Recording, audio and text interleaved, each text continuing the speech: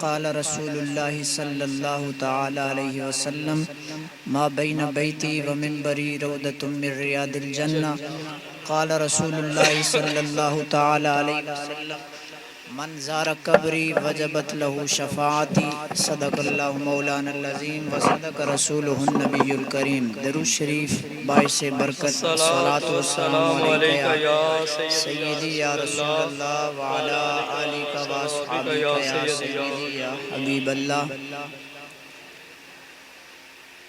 آج کی اس نشست میں حاضری ہمارے لیے ہر مہینے ہی ایک بے مثال حاضری ہوتی ہے۔ آج کی حاضری اس حوالے سے بے مثال ہے کہ آج کی نشست کے اکثر احباب، شخصیات، ہم جن کی بات کے لیے یہاں جمع ہوتے ہیں، جن کی باتیں یہاں کرتے ہیں، آج کے بہت سارے احباب کی راتیں وہاں گزری ہیں۔ تو ہم جن کی باتیں کرتے ہیں، ان کی راتیں وہاں ان باتوں والے کے پاس گزار کے آئے، تو آج کی اس نشست کی باتیں ہی زیادہ محبت والی ہیں، زیادہ ان میں لطف ہے، زیادہ ان میں قرار ہے، زیادہ محفل میں بہار ہے، زیادہ ماحول کے اندر ایک خوبصورت احساس ہم سب محسوس کر رہے ہیں، اس لیے کہ بہت سارے مہمان وہاں سے آج کی اس محفل کے بھی مہمان ہیں۔ اللہ پاک سب کی حاضری کو قبول فرمائے۔ مدینہ شریف کی باتیں چلیں اور بہت ہی لطف آیا۔ رائے ایسا فرماتے ہیں کہ جن دلوں میں قائم ہے یاد مدینہ، جن دلوں میں قائم ہے یاد مدینہ، جن دلوں میں قائم ہے یاد مدینہ، سنی جاتی ہے ان کی ہر فریاد مدینہ، سنی جاتی ہے ان کی ہر فریاد مدینہ، نظر کرم ہو جاتی ہے ان کے خیالوں پر، نظر کرم ہو جاتی ہے ان کے خیالوں پر، اور مل جاتی ہے ان کو بھی امداد مدینہ، مل جاتی ہے ان کو امداد مدینہ۔ مدینہ شریف کیسا خوبصورت وہ دربار ہے، کیسا خوبصورت وہ بارگاہ ہے۔ ابھی یہاں آتے ہوئے کچھ اور ذہن میں تھا، لیکن احباب اور حضور کے ثنا خوانوں کا انداز اور دیکھ کر دل میں کچھ اور باتیں آئیں، وہ عرض کروں گا۔ کسی بھی دربار میں آپ جائیں، کسی بھی دربار میں، اس دربار کا ایک انداز یہ ہوتا ہے کہ آپ جس سے ملنے گئے وہ بادشاہ ہے، وہ کوئی بھی شخص ہے، آپ جب تک اپنی آنکھوں سے توجہ اس کے چہرے پہ نہیں رکھیں گے، وہ آپ کی بات کو کما حق کو سمجھ نہیں سکے گا۔ یہ دنیا کے ہر دربار کا دستور ہے کہ وہاں نگاہیں اس دربار والے کے چہرے تک پہنچائی جاتی ہیں، پھر بات اس کے کانوں میں سنائی جاتی ہے، پھر آپ کی فریاد برآور ہوتی ہے، پوری کی جاتی ہے۔ واحد کائنات میں ایک دربار مصطفیٰ کا ہے جہاں نگاہیں اٹھائی نہیں بلکہ جھکائی جاتی ہے، وہاں چہرے کی طرف توجہ ڈالی نہیں جاتی بلکہ نگاہیں نیچی ہوتی ہے، وہاں نگاہیں نیچی ہوتی ہے اور دل میں چھپی ہوئی ہر بات کو پورا کر دیا جاتا ہے۔ اس کے اندر راز کیا ہے؟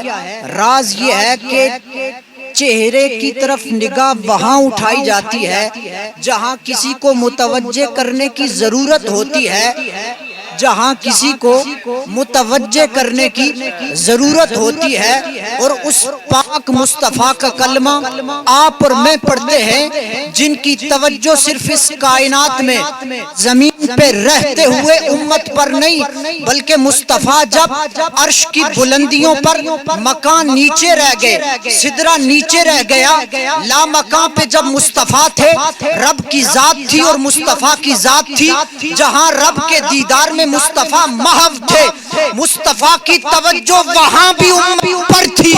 یارو جس دربار میں نگاہ اٹھائی جاتی ہے تاکہ اس کی توجہ تمہیں ملے، ہم اس مصطفیٰ کے دربار کی بات کرتے ہیں جو زمین پر ہی توجہ آپ پہ نہیں رکھتے، وہ لامکان پہ بھی توجہ آپ پہ رکھتے۔ ان کی توجہ ہمیں صرف یہاں ہی نصیب نہیں بلکہ وہاں، اور ہر دربار میں کاسے پھیلائے جاتے ہیں، دامن پھیلائے جاتے ہیں، ہاتھ پھیلا کے بھیک مانگی جاتی ہے۔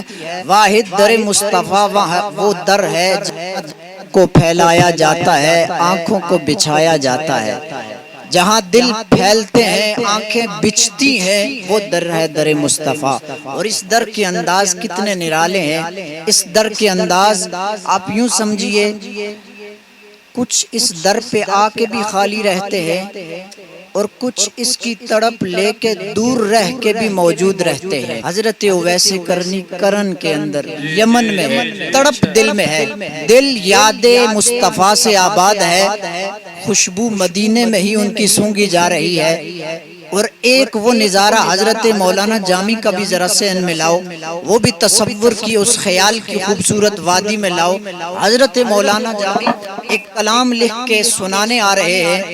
مصطفیٰ کریم ہر رات گورنر مدینہ کے خواب میں آتے ہیں، گورنر خبردار جامی میرے شہر کے اندر نہ آئے، میرے مزار کے اندر زائر بن کے زیارت کرنے نہ آئے۔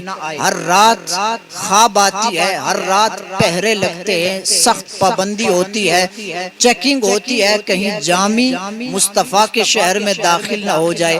وہ بھیڑوں، بکریوں اور ان کے ریوڑ کے اندر شامل ہو کے آنے کی کوشش کرتے ہیں۔ آخر ایک رات گورنر نے عرض کر ہی دی، لجپال آخر جامی کو دربار سے دور رکھا کیوں جا رہا ہے، آنے کیوں نہیں دیا جا رہا؟ کہا جامی کے دل میں ہماری تڑپ اتنی ہے، جامی عشق و محبت کی جذبات سے ایک ایسا کلام سنانے آ رہا ہے۔ آج جامی نے وہ کلام سنا دیا تو مصطفیٰ کو اس سے ملاقات کے لیے مزار سے باہر آنا پڑے گا۔ دل کرتا روزہ تک تارے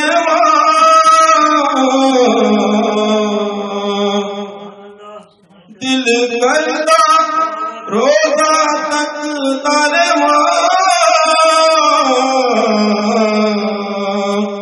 اکھی اچیاں کرن تو چکدار اکھی اچیاں کرن تو چکدار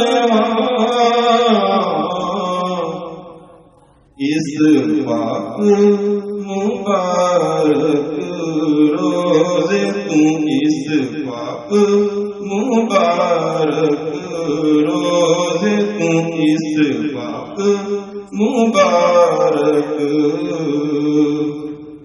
روزے تم راہیا ہو صدقے صدقے جاواں میں اس پاک مبارک روزے تم اس پاک مبارک روزے تم اس پاک مبارک روزے تم راہیا ہو صدقے صدقے جاواں میں